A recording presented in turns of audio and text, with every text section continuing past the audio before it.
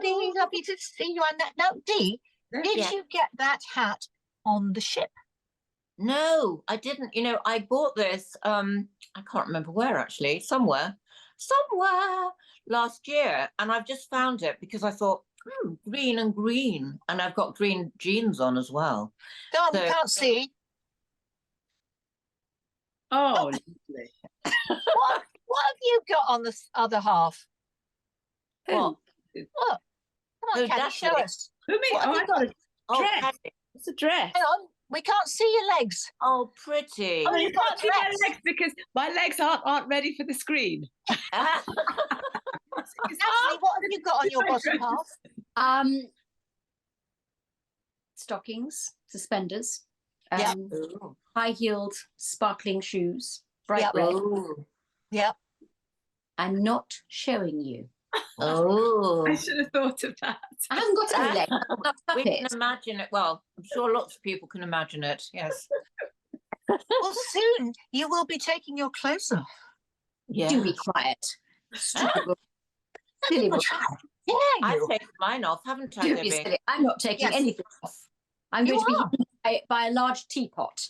Yeah. And I'm going to be hidden by some currant buns. Or buns, big buns. You are.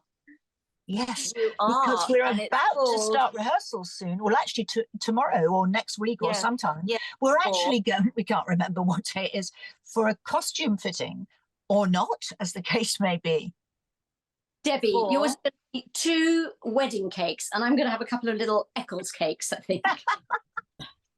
Because if you don't realise what we're doing, we're actually doing Calendar Girls. Yes. At last. Calendar Girls. Oh, gosh. I can't wait to see this. Caddy, are you going to come with me to see them? I would love to. I can't miss this one. Yeah, Calendar Girls in Sonning. And we open mid-April and we close on the 1st of June. So come and see Natalie's Eccles cakes.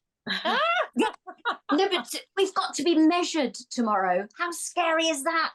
Yeah, do we get spray tans, Nat? Should we ask? Yeah. That would be good. Spray tans? I don't think so, sweetie. We're meant to be in Yorkshire. All the pictures I've ever seen of people that have done Calendars Girls, they've always been quite, they've had spray tans. Can we have a spray tan? Should we ask? Yes. Yeah. 1 a week or something. I don't know why I'm so excited. I want one. You and Caddy can both have one. Darling, can we I know you're very excited and this is all amazing. We can't wait to see you, but I've got somebody waiting in the wings here. Oh, tell us who. Yes. Well, actually there are 2 people and they're both very famous lookalikes. Tributes to Simon Cowell and Debbie Harry, among many, many other things that they do. And it's the amazing Rose Cook Monk and Andy Monk. Come in, Rose and Andy. Hi. I don't recognise you, Rose, because we were always like that, weren't we? Every time we saw each other. Yeah, I think it's the first time you've seen me standing still. Standing straight or standing upright, even. Yeah. You know what, Rose? You do look really like Debbie Harry now. Isn't it weird? Your do you think so? It's the mouth. Yes. Yeah. The mouth, isn't it? Yeah. I think when I'm fully blonde and like 2 stone lighter, it helps. But I don't think that matters. But you know what? So are you always pink these days? I'm sorry? Are you always pink? Oh no, I'm normally blonde. This was just a charity thing. So yeah, I'm usually blonde. Colour, yeah. At least you're not that colour. No, not today. Simon, you look very Simon today. Andy. Well, it's got to be a black top, hasn't it? Mostly. Yeah, and the shades. Yeah, but what do you think, Andy? I mean, you two have. I mean, you've been lookalikes, but what do you think of Simon's face now? Oh gosh, I saw him on Saturday. Actually, he was on the TV on Saturday, and I thought, I don't think he looks well. Actually, I think, and he looks like he's in pain. Yeah. Certainly the way that he walks, he looks like he Yeah. was in pain. Yeah. But he looks like a caricature of himself now, Doesn't which is a he? shame because As, he's as a lovely. lookalike. So obviously you study his face and what he looks like. What do you think of that as a bloke? I think it's difficult to keep up with, definitely, because he's changed so much since he first started. I mean, it was 2002, really, when I first started impersonating Simon. So Right. since then, he's gone through a number of transformations.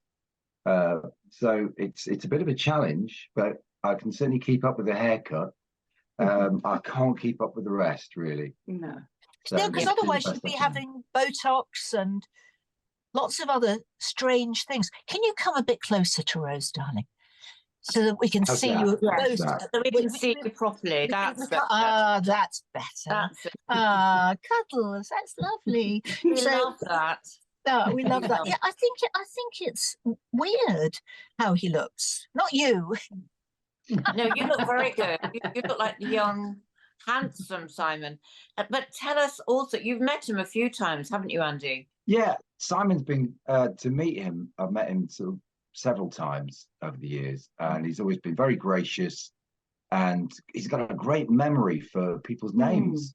So that really impressed me, and he genuinely, I think, cares how people are, and that they're at ease chatting to him. Yeah. So it's been lovely to meet him, and what a great program to have been involved in over the years too. Absolutely. And I saw you on the Chippendale, which we'll play actually, some of that.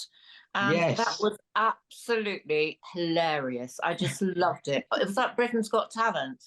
Yes, that was Britain's Got Talent in 2010. So that's obviously 14 years ago now. Wow. It's just flown by. But Wow. it was enormous fun to put together. Took lots and lots of rehearsals, lots of trips down to London, as we live all over the place, the different guys. Yes. So yes, it was life-changing, really, for that performance, and to have 5,000 odd people standing up and giving you a standing ovation, because we got a standing ovation for about at least 5 minutes. People just wouldn't be quiet at the end of the performance. It was we're all blown away by it. Just think, you get a 5 minute standing ovation for taking your clothes off. Absolutely. Yeah. Yeah. What do you It happens every morning, Deb. Caddy and her family were on Britain's Got Talent, as you know, guys. And you got, what did Simon say about you, Caddy, and your family? Well, probably the most talented family in the world. But I mean, that was lovely for him to say that. But I think he's right. Person, actually. He's right. Yeah, I mean, he's a really nice person. He's very kind, actually. Yeah. He Yeah. does care. I mean, Paddy, what year was that? Oh my goodness, 2015. 2015. Wow. So that's flown by as well, to be honest. But, It has, hasn't it? Debbie, you've met him, haven't you? Well, yes, I met him in a very weird way. Very weird way. Because I was buying this house. I just got divorced and I was buying this house, and this girl who had the house that I was buying said, "Listen, before we go, I'm having some people over for dinner. Would you like to come over? As you're on your own, you're single." And I said yes. So I wandered over to her house. So this was early 2002. So this is before everything started to really happen for him, and he was there. Having dinner. Lovely. I had dinner with him and all of these people in my house, technically, which was like later. Isn't that the weirdest thing? Yeah. Brilliant. And I mean, one of the things, lovely and just so strange. One of the great things about the program that people don't say much about is that all the friendships that have been made through Britain's Got Talent have just endured for years and years, and all of the Chippendoubles are still in touch with each other. We meet up on a regular basis. And the friendships have been incredible. Been to each other's weddings, seen children born. It's been fantastic, really has. Yeah. That is wonderful. Well, I have to tell you that Rose, on the ship, I came to your talk about Wallace Simpson. And apart from the fact that you do you know, a lot of other stuff like writing and singing, etc. That was just incredible what you put together. I mean, that was only one talk, but it would tell us about that. I always try and put a twist to my talk, so I don't just want to talk about things that you can, you know, that you can just pick up a book and find out yourself. I do research all of my talks, and I've got about 100 of them, but I take about 3 months to write them. I've got access to some of the Royal Archive, but not all of it. And I was fascinated by Wallis Simpson because she was this extraordinary woman that a king fell in love with and was willing to abdicate his throne for. But the more that I researched about her, the more that I realised it wasn't really quite like that. There was something sort of quite sinister about it. Whoa, what was that? Yeah. I didn't see that talk. Oh, you missed a treat then. I was probably working on something else at the time. You was a bit busy, weren't you? But I love doing that one because it always people always stop me and say, yes, I've read that, and is that true, and have you it wasn't the great this? love story that everybody says, is that what it is? No, it wasn't at all, no. And the title of it is The Woman Who Saved the Monarchy, because I believe that she really did, because he was a very unfit king. He was a Nazi sympathizer. He was a racist. He was everything that you don't want a king to be. And if he hadn't have met and fell in love with her, then he would have probably stayed king, and it would have been awful for this country. So I do believe that she saved the monarchy, yes. I love doing that. And it was almost an excuse for him, wasn't it? Because he didn't want to be king. Yes. Yeah, I think he would have found an excuse somewhere, and it just happened to be Wallis. Yeah. Is it true that at the very, very end, when he was about to pass away, that she was having lovers all over the place, wasn't she? Through the... They both were throughout their marriage. But she had a very famous affair with a man called Jimmy Donoghue, and he was the heir to the Woolworths throne. But Jimmy was actually a homosexual and who just had a bit of a thing for older women. And she would use him for money, really, which is what she did with most people throughout her life. So it suited both of them. But it then left Edward to be this rather sad figure at the end of his life. Absolutely. Yeah, I love doing it. I do a lot of talks about the royal family, not the modern royals. I think the most modern royal that I do is Diana's funeral, because I was a journalist at her funeral. So I see it from a different point of view, so how the public see it. I'd love to see that one. Yeah. So what next for you guys? Oh gosh, we're always busy, aren't we? Yeah. You've got some cruises coming up. Yeah, I've got more work at sea to do. I've written a play which I really want to take to the theatre. I don't only write talks for ships, but I write talking heads as well. So I write characters that tell their story rather than a story, if you see what I mean. We do lots of things in our community. I'm helping at the moment to find people for the new King's Award, so I'm busy doing that. I do a lot of work with the Royal British Legion and the veterans during lockdown.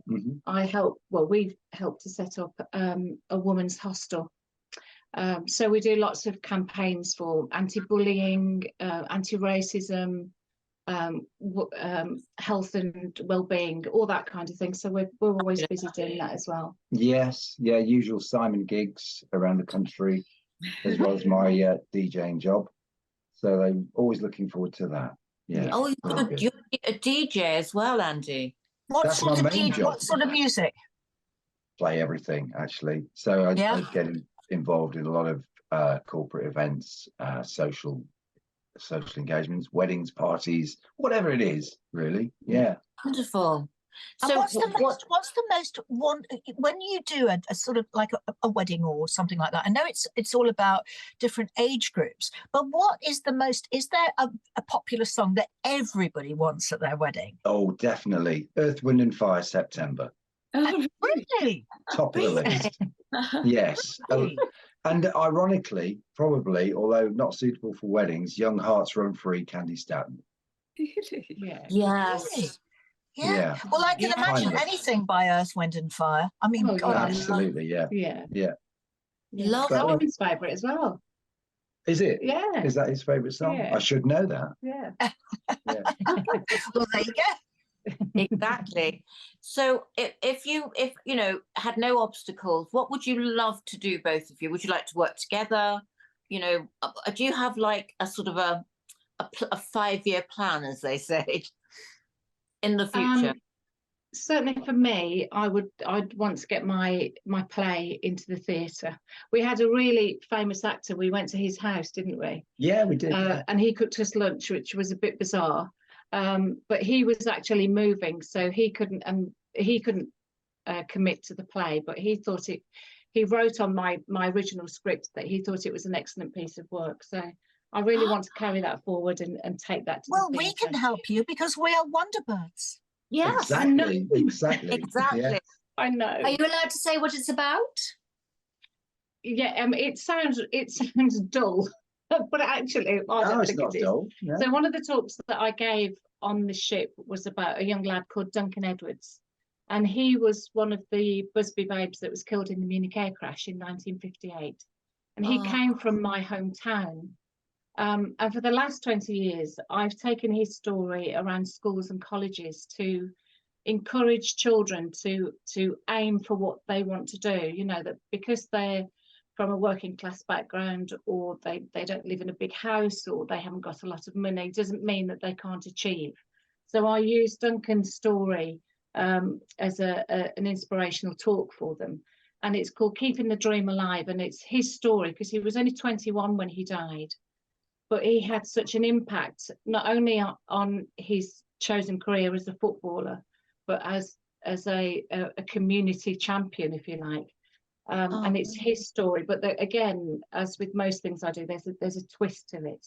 So it isn't just a bog standard story, if you see what I mean. It really does take you on a journey. I'd love to see the script. I would love to see it. God, yes. Oh, please, I'd love to send it you and to get your expert opinion on it. And It is Yes, good. please. It is good. What's Yeah, the that sounds brilliant. So, go on, Caddy. Yeah, what was the title? It's called Keeping the Dream Alive, but that was only a working title. Somebody may look at it and think that's not the right thing. And because I actually made a documentary about him just purely by chance. I didn't want to write a book because lots of people had. So I wrote, produced and directed a documentary about him, and I won Woman Producer of the Year for it. So I want to sort of carry on and see how the stage play goes. Yeah, I really want to see that in the theatre. Yeah. Yeah, And I'm of course, looking forward to it. there's all of us that would like to be in it. Yes, Hot cross. Caddy's lot can do the music. Yes, I won't be doing Absolutely. Oh my goodness, this sounds amazing. And you actually have been on the King's Honours list, haven't you, Rose? It was the late Queen's. I was one of the last participants of the New Year's Honours list for the Queen, and that was a really bizarre year, wasn't it? So can I very quickly tell you my story, how I got to know? Do we have time? Please, please. So I was helping to do a Christmas appeal. And I'd got my hands full of donations, and my mobile phone went. So I put my phone here, as you do, and I was walking along, and this lady said, "Is that Rose?" And I said, "Yes." And she said, "It's Tracy here from the Cabinet Office." And I said, as it "I would be. haven't ordered any cabinets." There was this long pause. And she, bless her heart, she was letting me know that I'd been awarded the British Empire Medal, but I hadn't received my letter through the post, and that they was coming up to their deadline, so they needed to know whether I'd accepted it or not. So that was in the January, And then the following January, I was awarded the British Citizen Award, and that was for services to history and heritage. And then later that same year, I was given Freedom of the Borough for the Black Country in the West Midlands. So that was a really mad, busy year. Wow. But it was wonderful. Oh, goodness. What does Freedom of the Borough mean? Does that mean you can walk into any shop and take anything you want? Oh gosh, I wish. No, but it does mean that I can walk my sheep down the high street if I so wanted. Thank God. Pardon? I want that. Yeah, I mean it's funny. So everybody was buying me sheep. So I've got sheep cushions and brooches and all kinds of things. And it also means that I can remove the leader of the council from his seat. Oh, great. I am definitely going to do. Yeah. Oh my especially if he's sitting on it at the time and he's absolutely. I will take great pleasure in doing that. You are all powerful with your legion of sheep behind you. Yes. Oh my! Oh, but it was lovely because that the Freedom of the Borough was for services during the COVID-19 pandemic, which we know a lot of people who passed away because of COVID. And my stepdaughter was really very, very poorly during COVID. So that was a great honour to be able to, because I did that for them. So that was a great honour to do that. Well, listen, you've been amazing guests, and please send us the script as soon as possible because we'd love to read it. Thank you. And keep in touch with us because we want to know what you're both doing. I mean, thank you. And let us know when you're in London, and we can come and have a snuggle with you and Simon. I mean, your husband. Yeah, we would love that. And thank you so much for having us on. You're welcome, darling. It's a pleasure, absolute pleasure. It's been wonderful to meet you too, Andy. We heard all about you. Thank you. No, it's lovely to see you all, and look forward to meeting you face to face. Thank you. Bye, Andy.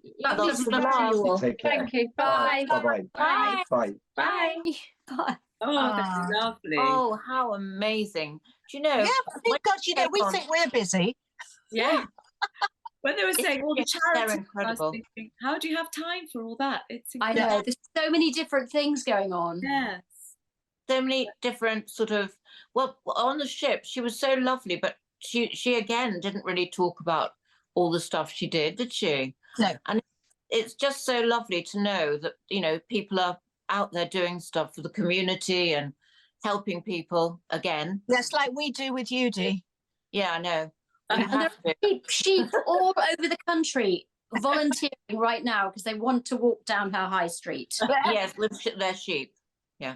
Absolutely. Anyway, we've got to go. So we'll see you next week. Yeah. See you next week. Have a lovely time. Bye. Love you. Bye. Bye.